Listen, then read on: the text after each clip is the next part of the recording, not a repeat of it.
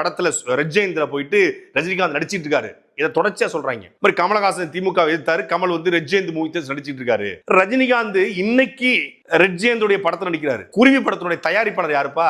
இன்னைக்கு இல்ல, அன்னைக்கே ரெட் ஜெயந்தோட படத்தை நடிச்சவர் இவர்.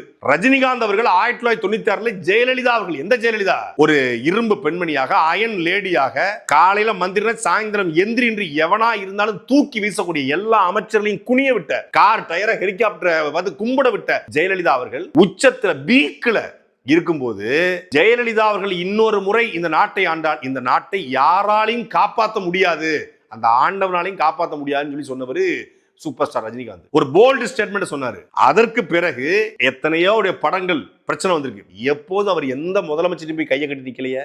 உண்மையிலே கட்சோட இருந்தாரு. ஆனா ஒரு படத்துடைய பிரச்சனை வந்திருக்கு, கையை கட்டி போய் நின்று அணிலா மாறினது நீங்களா ரஜினிகாந்தா? மன வலிமை உங்களுக்கு இருந்துச்சா, ரஜினிகாந்துக்கு இருந்துச்சா?